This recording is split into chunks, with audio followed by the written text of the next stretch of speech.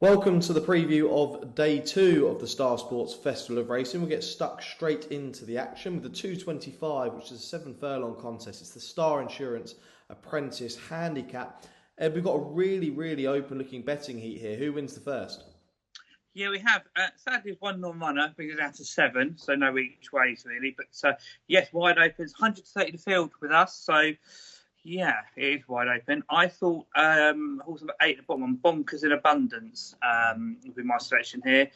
It's been one last time. It's gone up a cut £4, but the jockey's really good. Course winner, course and distance winner even. I thought that would a tentative selection in the first, I think. So it is wide open, but that would be my selection there. Yeah, Aidan Keeley, really good jockey. And Roger Varian's horses are in form. His horse yesterday ran really well. So yeah, first one, Bonkers in Abundance is the one in the opener for Ed. On to race 2 now, the 3 o'clock, which is the Star Community Housing Restricted Maiden Stakes. This is over 7 furlong. Once again, it's a Class 5 event, and Holly Doyle takes the trip down to sunny old Brighton for Archie Watson here on the favourite Loaded Quiver. This has been a fairly warm favourite, Ed. Are we looking to take this one on? I mean, we took on the 2 short price voters yesterday. We got them both beat, but sadly didn't pick up any winners. But yeah, I think we can.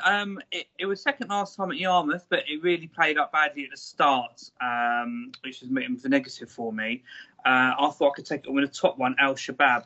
It was well beaten 9th of 12 on debut at Newbury, but Newbury made really normally quite a good standard and went off 9-4. So obviously they were expecting a bit better than that on performance. So it ran really green throughout and was hampered, but it did make some nice eye-catching ground up. So I thought against the favourite, we could take a chance on that one, Al Shabab at the top.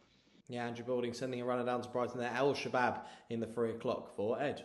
Now the 3:30 at Brighton's a really fascinating contest. This is a classified stakes, a Class 6 event over 1.5 miles. And in the betting here, we have Tony Cowell runners topping the market here. Young Winston, Timur Khan and Global Star. What's fascinating about this race, Ed, is that Global Star and Timur Khan both ran yesterday.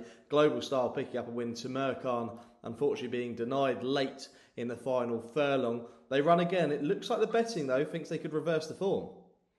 Yeah, I mean, I think we both fancied Timur Khan yesterday in the other one. And don't forget Juno S that was second in the race yesterday is also running in this race. So yeah, the first, second and fourth all reappearing today. Yeah, Timur Khan is better off at the weights because obviously the winner got a penalty yesterday. So I thought with the weights it should improve past Global Style. But I actually fancy Tony Cowell's other horse here, Young Winston. It's second on stable debut at Bath.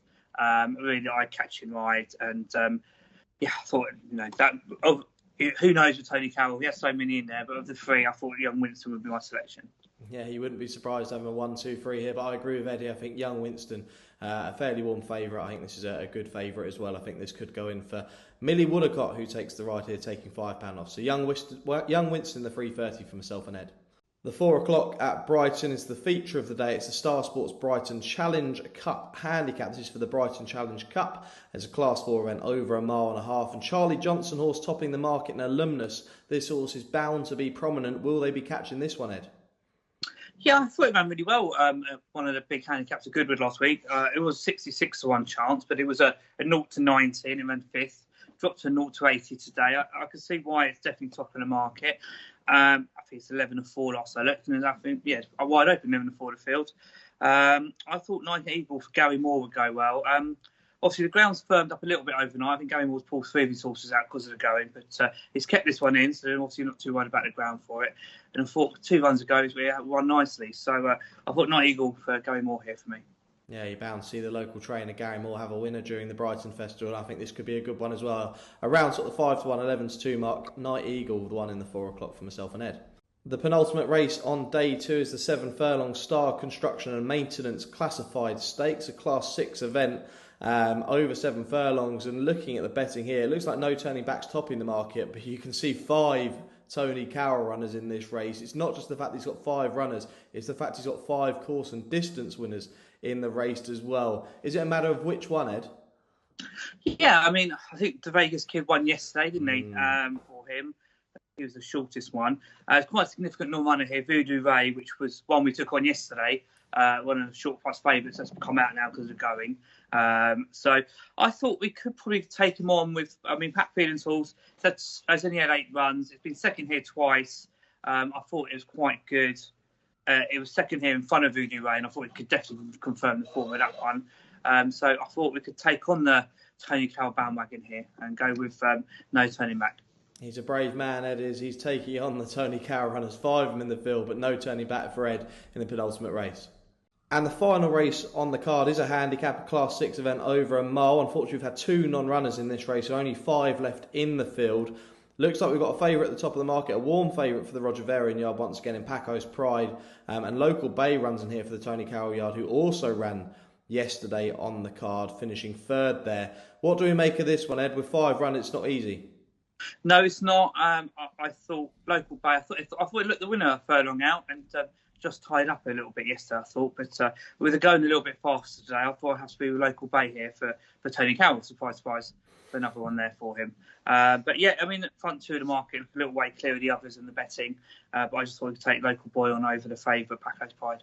Yeah, absolutely agree with you there. Local Bay could be the one to beat the favourite in the 5 o'clock. On to our naps then of the day 2 of the Star Sports Festival of Racing. Once again, I'll try and kick things off. I was narrowly beaten with Tamua Khan. Unfortunately, Tony Carroll's other horse, Global Star, went and picked up the pieces in that race. But I'm going to go to the last race on the card. I know it's a 5-runner affair, but I'm going to go with John Gallagher's runner, course and distance winner, Reaver's Rob Roy, who runs here around sort of the 7 to 1, 13 to 2 mark. I think this horse could go really well. Ran at Epsom last time out, was last of 10.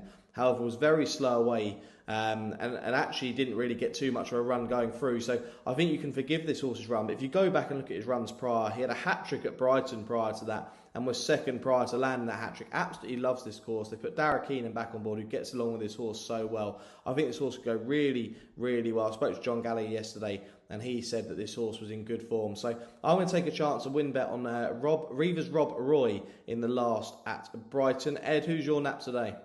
I'm going to go for one I said earlier in the 3:30 race, Young Winston of Tony Carroll's. Like I said, he's second on course, stable debut for him at Bath last time. Similar sort of downland track. Young Millie Wanacott, she's just come back from a really bad injury, but she's a really good girl, well worth a £5 claim. If you've seen her in the point-to-points when she's an amateur, she's really good value. And, Tony Carroll loves having winners here. He had his 100th course winner yesterday, and you can't really desert the man around here, can you? So that's my selection, Young Winston in 3:30. Yeah, the Tony Carroll party should continue. But Young Winston, 3:30, Fred, fingers crossed. And like I say, I'm with Reaver's Rob Roy in the last at Brighton.